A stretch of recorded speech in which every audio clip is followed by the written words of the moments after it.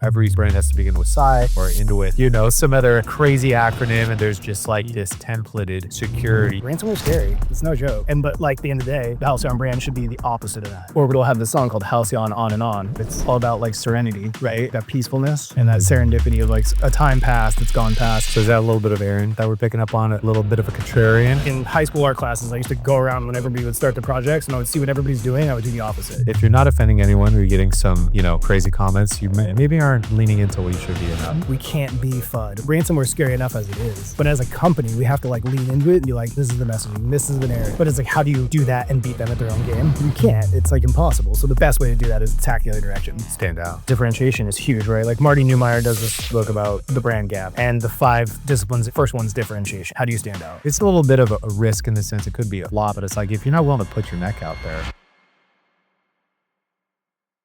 So this is a special series. You're kind of helping launch it. I think Anthony Pryor was one of our previous guests too. We're here at RSA. Let's get off script a little bit, right? Let's kind of peel the layers back of the brand because there's a lot of creative minds behind some very technical businesses. Sure. That people aren't aware of, right? We have clients asking us how we do such good branding with Halcyon for their videos, but we have really good guidelines, which we could give a plug to Miscreants as well too on this, and which you built with Sean. For sure. But we have, and I think on LinkedIn, you are the senior minister of propaganda. I am. But the official title, the creative director at Halcyon. Yeah, I don't take titles seriously. I never have, I never will. I've heard it's kind of a strategy. If you have someone really talented and you don't want someone to steal them, give them a really funny title. Yeah. And everyone's going to be so confused and they don't know how to leverage it. I feel like it's not confusing at all. I feel like it's just being honest. Minister, I'm just trying to brainwash people. Get them in the funnel, man. Whatever you got to do. Yeah, man. You just got to build trust, right? Yep, absolutely. Get them to lean in, have a conversation. So absolutely. let's have the job. So the creative director role isn't a new role to you too. Prior, you were creative director at Silence, or what were you doing in the creative work over there? At Silence, I was a senior art director, basically. I was a senior designer, but I helped run the team. I was kind of like from an agency model, if you will. Mm-hmm. I was more of like an ACD role. Okay. Right. So I had like the most seniority of the team. But that was one of those things where they're like, well, we can't give you an art director title because then you're a director. Yeah. I'm like, okay, so then that requires what? Director pay? Like how's this working? See how back to the titles. Yeah. And so I was like, I don't really care. Like as long as it's the role that I want, like I'm into it. Right. Yeah. And at that point in time, it was a really interesting time to be there. And so it was like the energy was right. The team was great. The camaraderie, the chemistry, all that. So it was like titles were kind of irrelevant. And so it was like I was a senior art director at an agency when I came in-house to Silence. Yeah. And I had done that for over a decade. And so you were probably illustrating in archaic tools like Photoshop. And now we got Figma. Yeah. Right? It's been a long time. Yeah. For reference, I learned Corel Draw and I knew Quark before InDesign existed. Oh, wow. Yeah. And I still have not figured out how to use InDesign all that well. And print's still not dead. Nope. But video is the future. And merch isn't dead. That's for damn sure. Yeah. I feel like when you do illustrate, if you're not using an agency partner, I have a feeling you have some kind of influence on the merch as well too. Right? A little bit, yeah. You guys could be, Halcyon could be an offshoot clothing brand. I've joked about that several times. Like Zide's gone rogue. He's started a own lifestyle brand. He's selling the equity. And he's like, I don't care if I lose money. This is a passion project. Yeah. He's like, back to zero. Yeah, exactly. In Bali though. In Bali. That's the goal, right? Yeah. So I'm especially curious because Halcyon stands out to me as a brand that does not fit in with the other. Every brand has to begin with Zide or end with, some other crazy acronym. And there's just like this templated security. You could go into Canva and type in security and you're going to find all the most common design illustration. Too much dark mode, too enterprise looking. But there is a completely different vibe with Halcyon. Right. Yeah. And is that your will being imposed on the brand, or is that a culture that was already there that you just helped bring to life, would you say? All the above. There you go. Yeah, it's both. It's really both because the co-founders wanted to use this name and I knew what it meant and I knew its origin. And its origin comes from a very fond movie in the tech scene called Hackers. And in that movie with Angelina Jolie and a couple other very big stars, it was kind of a cult classic in the tech world. But there was a song on there by a band called Orbital. This is kind of like the early 90s, mid 90s. I think it was in like 94. Orbital had this song called Halcyon On and On. And it's like the title scene intro. It's like a 7-minute long song, but it's all about like serenity, right? And the word Halcyon talks about like that peacefulness and that serendipity of like a time past that's gone past. It's reminiscent of, things that were easier. And I'm like, man, that's that's half the battle with some of these buyers, right? And so when the CEO and the CTO, the co-founders, they came to my boss, Ryan Golden, shout out. He was like, we want to use this name and here's why. And I was like, that's beautiful. Like, I love this. I was like, okay, I'm all in on that. And then it was like, and we also want to take a completely different approach. I'm like, now you're speaking my language. Like in high school art classes, I used to go around when everybody would start their projects and I would see what everybody's doing. I would do the opposite.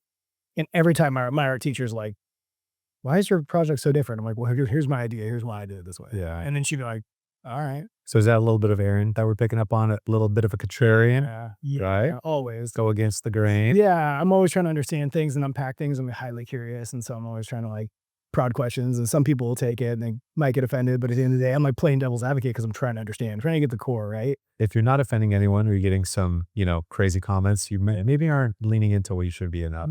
And at the end of the day, I want to understand the human element. And so like being contrarian or doing something that stands out, you get more attention. You get people to lean in and then they're able to have a conversation with you, right? But the beautiful thing about Halcyon is it isn't just like a ruse. It isn't like, oh, we're going to look chill and have this general vibe and then be overly corporate. Yeah. Right. Yeah. It's through and through. Yeah. Yeah. It's in the DNA, which is a beautiful part of it. Like, I love that the founders have stayed true to that. And even as we've scaled and grown and all the successes and failures and turbulence we've had, they've always maintained their cool. Absolutely. Like, cycling through people, cycling through teams, growing and, and changing the product and adding more features and meeting customers in the middle and having design partners and, and having agencies come in and be like, we understand it. I'm like, that's huge. That's so helpful, and at the end of the day, it was like, okay, how do we stand out in the sea of like the Canva cybersecurity stock footage, images, all of it, right? And it's like, it's all been done. And some of it's been done really, really well. And some of it's been done to death. And you've seen the best and the worst of it. And it's tired. And it's like people chasing trends or chasing each other. And the whole take on Halcyon was like, we're going to do it different. It's going to be like a SoCal lifestyle vibe, right? Like that's the brand. It's a lifestyle brand. And the end of the day, you have to lean into it tenfold. Like you can't just half-ass it. You got to really lean into it and own it. And that's where like the messaging, I'm like, we can't be FUD. We can't, ransomware is scary enough as it is. But as a company, we have to like lean into it and be like, these are the unique selling props. Like this is the messaging. This is the narrative, like the voice, every word counts, right? Like you have to build trust. And so being mindful of like ransomware is scary. It's no joke. And it sucks. It's a terrible thing. But like at the end of the day, the Halcyon brand should be the opposite of that. It should be outcome focused. Yeah. Right. It's the feeling you want to leave the customer with if they have the right solution in place. Yeah. So is it a sunset? Is it a sunrise? What are we seeing like in the logos? It could be either or. It's whatever you want. It's sunrise to sunset. We're going to sunset ransomware, but tomorrow's a new day. And then the tagline is, what is it? That was actually Golden's. It was? Yeah. Oh, okay. He came to me with that before. Making ransomware history? Yeah. And I was like, that's great. And a lot of people, we've gone back and forth and it's kind of like, it's been sunset in a way and it's come back up because people love it. And it's like, the play on words is very nice, right? I was like, that's hot. I like that. It's almost like begging for a documentary, I feel like. A little bit. We'll see where the company goes. See where their arc lands, right? Yeah. As long as you're shooting with a minimum of a FX30 or FX3 Netflix eligible, right? I just feel like you have to buy a lot of very expensive SD cards at that point. Yeah. To get Netflix. And we'll see how long this runs, right? Like, yeah. If it runs 10 seasons, it might be too long. And then it just merges and you're like, this is how the Black Mirror began. Pretty much. And you're back into that.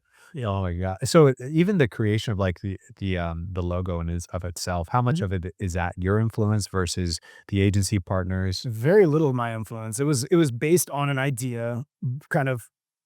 The brand needed to be more dynamic, right? And one of the ideas that inspired the dynamicism of the brand was like, okay, we're going to do something that's a little bit different here. Like we're going to be period agnostic and we're also going to be kind of like industry agnostic in a way. And so try not to chase trends, trying to stand out and do something that's considered contrarian, I guess you would say. But just going against the grain, it was like, how do we do this and do it differently? And Golden always wanted to do something that was more Vaporwave. And I'm like, oh, that's cool. I like that. But it has its limitations, right? And so my feedback on that and the collaboration became, and this is where Sean came in, was, okay, we want the brand to stand out. It needs to be different. And we started with some trends and we started with some things that were different, like the Vaporwave look and feel. But then you run into problems, you run into challenges, and you have to shift things, right? You have to pivot, you have to zig, you have to zag, right? The wind shifts. And so it became a really interesting conversation with the team as we grew. I was like, we need more tools, right? Whether they're visual tools, whether it's narratives, whatever it is, like we need more things. We need to broaden the tool set a little bit here. And so Sean's team came up with the sunset, but it was inspired by the idea of the Vaporwave sun, which is very common. And it's funny because people on the team will constantly riff on in the Slack channels. We'll see like new hires will come in. They'll be like, it looks like this, it looks like that. I'm like, "Dude, there's like 90 other logos that are similar, Yeah. but none in the space. Mm. Like I've gotten, and I'm gonna put myself out on this moment of regret this, but like the running gag is the Comfort In logo. The oh no. And once you see it, you can't unsee You it. do someone do a reverse Google image search right now. Yeah. Let's see what Yeah. that is. And that's one of my problems with like, and why I did the thing with this shirt right here. It doesn't even have the sun on it. Cause I was like, I'm gonna go full retro futuristic. Yeah. And that was where Sean's art directors came up with this take. Yeah, I was it was like that's hot. I was like, Just name only, like, yeah, it's in here. Cyberwise, Yeah. omit the little owl on the top. It could look a little ominous sometimes. yeah.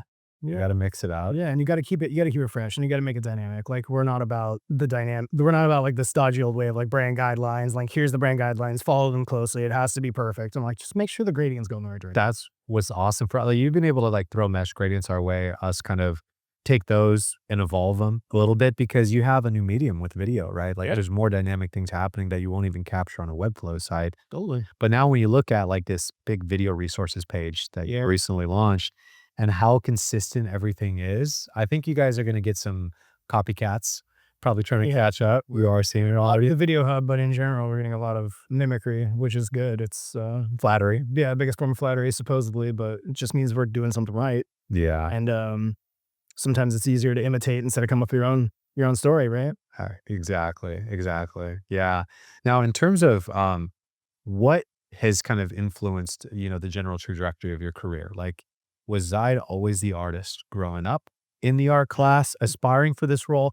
Were you ever on a different track? Maybe you're an engineer in another life. Who knows, right? I wish.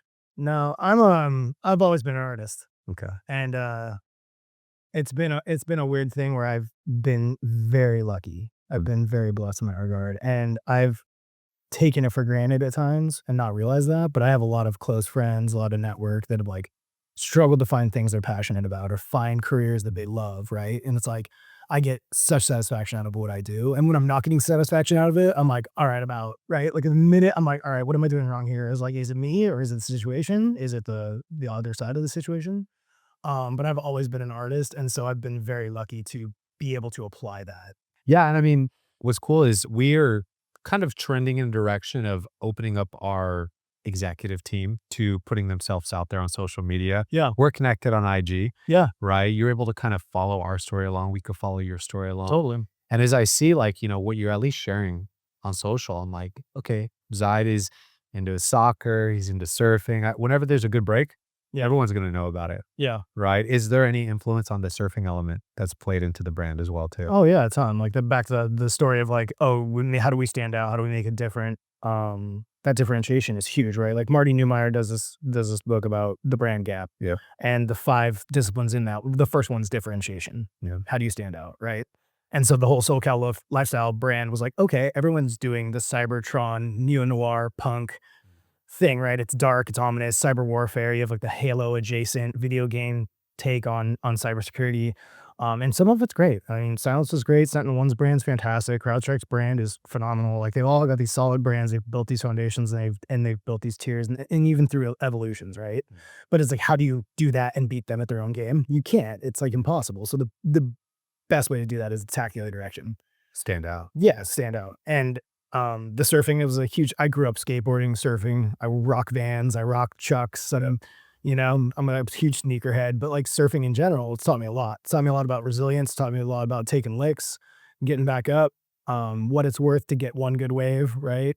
But that's where like the sunset, the waves, the whole beach vibe. So you mentioned Marty Neumeier. Yeah. Right. Are there any other major marketing influences on the creative side that have kind of inspired you or you still follow today? Yeah, there's some.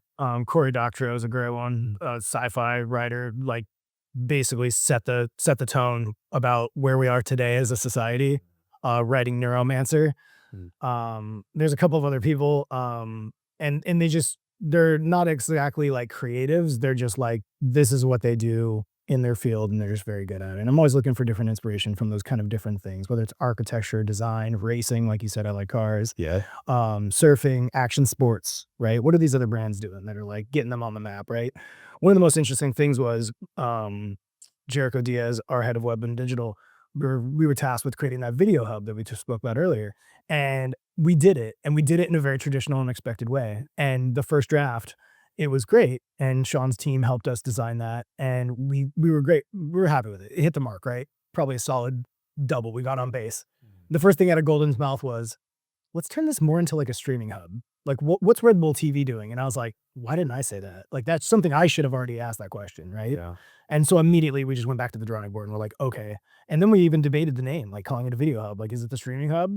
Like, what? And I'm like, well, it's still video. Video's the format. It's the media, right? The form is the function. Yeah. So I was like, we'll just call it the video hub for the sake of SEO. And I'm excited to see how it rolls out. Yeah. I mean, because you could be on LinkedIn capturing attention, but you're not getting the web dwell time. exactly. Right. So then attribution gets difficult. Bring that media over to the actual web page. Yeah. People then, instead of instinctively going to YouTube, come to the website. And it's beautiful because it becomes the central hub for our entire team. Our org uses our website as a resource center constantly. And that was one of the biggest questions, like, yo, you guys are producing all this killer video content. How do we get it and share it directly with prospects?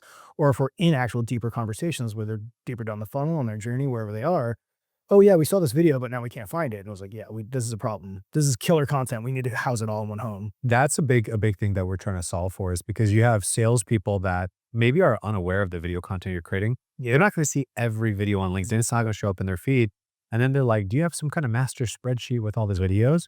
And then they're sending a link to a Vimeo, Wistia, YouTube that doesn't take them back to the site in many cases. Or they'll go start watching a suggested video, competitors running ads on your channel and stuff like that, versus just get a very nice cohesive set of links on the webpage for the salespeople. And these are sales enablement videos anyways. Yeah, it's different points of education. Like you were earlier talking to Anthony and he was talking about like the life cycle, right? Like sometimes it's 12 to 18 months and it's like you have no idea where people are at in their buyer's journey, right? And that's, to assume that is a mistake. Yeah. Right. And so you just got to make it all easy to find and put it in one central spot and be consistent. That's my biggest trait, is like, you got to be consistent because that builds trust. Yeah. And then and like to your point earlier, you were talking about it all looking kind of dynamic, but the same, right? It's familial.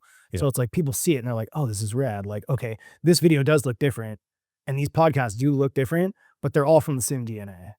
Absolutely. So then, but putting them all in one space, it's like, okay, now you can go through it and find whatever you need. You can search for it. You can find stuff that's topically relevant to you, contextually relevant to your situation, whether you're a customer, whether you're a prospect, whether you're a sales guy trying to convince somebody to buy something. Oh yeah. Yeah. And you have to ask our team too, because I'm the internal Aaron Zide. And so when stuff comes through, I'm probably seeing 90% of it that goes through. Yeah. I'm like, Aaron wouldn't like that. And then so to even get your feedback like on thumbnails, I was like, guys, embrace this. Yeah. We don't even have to pay Aaron to critique our thumbnails. He's gonna, if it's like, text hierarchy, right? Or using gradients properly, the feedback, hop in a Slack channel and get feedback, updated version. I appreciate that. And then when it gets on the video resources page, yeah, it's your sign off. Yeah. Right? And that's one of those things where it's like, where does this live? Like, how often are you going to see this thumbnail? And so then it becomes a question of like, does it make sense to even give this feedback and put the effort in to make these changes?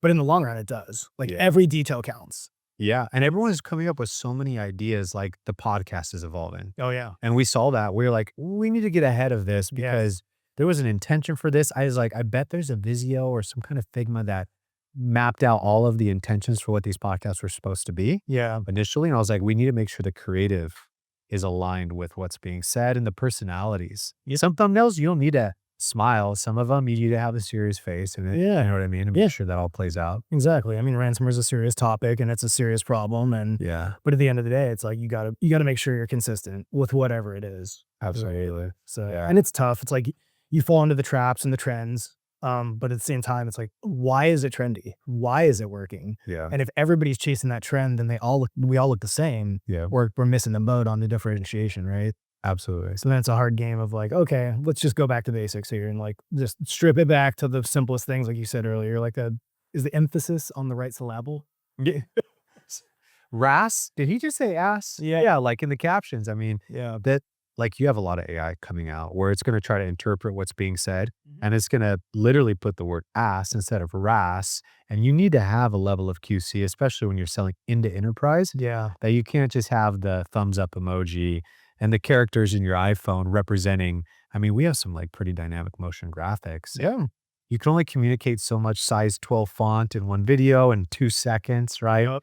There's a balance and there's an art to it. And it's Sure. sometimes less is more, Yeah. right? You guys are doing so much podcasting now where I was like, Yeah. if we were to do motion graphics and B-roll for everything, it's going to start blowing budgets. We don't need to do it. Yeah. Have good captions, right fonts, Yeah. occasional B-roll, Yeah. seeing that. And I'm excited to see where it goes because right now, from like, you could technically use like scenes and clips from movies Mhm. in your shorts, which people are a lot more familiar with, Yeah. to avoid what you mentioned earlier, which is like going just a stock route. iStock, Yeah. Getty, people like want to turn that stuff off right away if it turns overly stock. Yeah.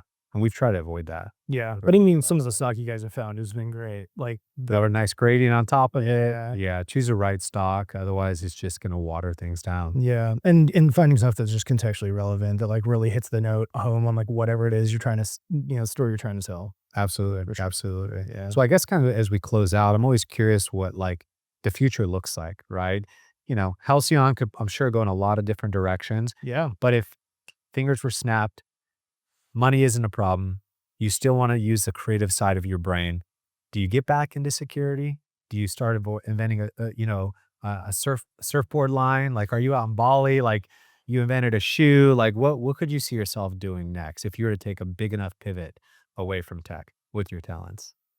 I think the biggest thing for me is like if I were to be like what I call that is work optional. Yeah. If I got to the point where it was like work optional, I'd still want to do stuff that's more passion based, right? Mm. So surfing, I've always wanted to learn how to properly shape surfboards. I've met with a couple of shapers, like Cordell and a couple of locals in Orange County in Southern California. Barry V is another one I met more recently, and I was just like watching them do their craft, right, and their passion for it, and I was like, that's something I love because you're building something and you're designing something, and you're creating it, you're sculpting, and then it becomes a thing that a person rides and they do their self expression on it, right? So I'm like, Yeah. I would love to do that not only for myself but for my friends, and if I made money doing it, God bless, like that's the case, so be it. But We could be like the Toms of surfboards, right? You donate a board for every board that was purchased to someone in a country that can't afford it. yeah, 100%. I've gone to countries and left equipment behind for that exact That's reason. so awesome. Yeah, because I'm like, dude, these kids want to ride this thing. Like, they see me doing it. Like, yeah, I don't need this. I can afford another one. They can't. Like, it could change this kid's life. Yeah. Can become a pro surfer and end up, winning tours, and who knows. Yeah, Oh, that's I've met kids I met a kid in Mazatlan that was surfing and the waves weren't even good. And I was like, this kid's like the next Mexican Kelly Slater. I was like, wow.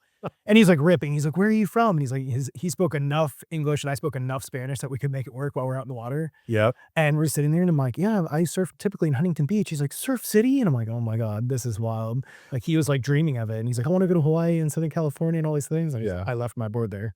That's so awesome. Yeah. How many people in the Slack channel have hit you up asking for the surf spot coming out to Huntington for the CKO? Oh, so many people are all about it. One of my coworkers is a surfer. He grew up in SoCal. Well, he didn't grow up in SoCal, but he lived in SoCal for several years. We've actually worked at Silence together. And he's in Germany right now. He's been in Germany for quite some time. And he's like, I'm going to come out. I'm going to buy a custom board. Can I ship it to your house? And then I'll surf with you at CKO and I'll ship it home to Munich, Germany. And I'm like, are you serious? And he's like, yeah. And he's a pioneer member of a founding wave pool called the O2 wave pool out in Germany. Thomas, yeah. And so I'm sitting on his custom Channel Islands mid-length right now. That is so Yeah. awesome. Yeah. Have you been out to the islands before, Channel Islands? No, I want to go out there and camp and potentially fish and stuff. You're booking up in advance, like 9 months or something. It's like Yeah. that. I got super lucky during college last year. I went to UC Santa Barbara. Mhm. A lot of surfing going down early there. I learned on my Costco board, of course, till those snapped in half, and I got a Doyle Next little fun board. Nice. Got out there, and that was a lot of fun. That kept you out of trouble if you're surfing. Yeah. You're not Nyla Vista, blacking out doing, cake stands maybe once a quarter. But nonetheless, I moved downtown senior year, and there's a gentleman producing a documentary around the Channel Islands, kayaking. Right. Yeah, that's my buddy David Hutt. He was, post-retirement gentleman. He Yeah. did really well in his career. He was actually next door neighbors for a while with Val Kilmer. Amazing. Heard a bunch of fun stories about Oh, I Val Kilmer bet. during Yeah. his Island of Dr. Monroe years. Wow. And he was like, hey, do you want to be like my Sherpa or another grip? You look strong. So he would invite me out on set with a crew, and we would like charter a boat, and we'd be out there for like 5 days going to ocean kayaking in the Channel Islands. And the Channel Islands are interesting. If I'm getting my facts correct, they have the deepest sea caves in the world. Some of them you Oh, could go wow. back like a mile in a And sea feel that. cave. Yep. That's And there's amazing. all kind of crazy because rising tides when you're that far back and Yeah. so we went in like a half a mile, lamps on and everything. I'm like 20, don't have to pay for any of this. I was like, What a life experience. and then the camping out there. Yeah. Oh, yeah. Evenings, Captain and Coke, barbecuing some like, whatever, we cooked for the evening and you were just having a great time chilling out, looking at the stars. You Yeah. have to get out there if you haven't. For sure. I love it. I love camping. I love the outdoors, and that's like a huge inspiration. It's a great way to like get away from the computer and like reset and like think about clear your head and think about some really good ideas. Those resets are essential. Yeah. You're probably gonna need a little reset after RSA with all the craziness. always. Always. Setting up a booth never stresses you out, right? Not It's always at all. perfect. When the Wi-Fi's not working 30 minutes before doors open, like that's not stressful. Or if you're the only one after you've paid maybe a union or whatever to make Yeah. sure it's level, that you have to be the human level and you're like, Yeah. that doesn't look straight. One of the best faux pas of my entire career so far is twice I've had the t-shirts for the giveaway at the trade show show up unrolled and unfolded. And I've had to have our gracious team swallow their tongues and fold 1,000 shirts or roll them up. Oh. And they've done it 2 times for me. They're like, we're gonna put them on hangers, right? And just stream it Yeah, out. I wish it was so easy. I wish it's so easy. So now it's like every merch vendor I work with, they know. Like when I order shirts and it's over 100 shirts, they're getting what I call burrito rolled. But they roll and sticker them.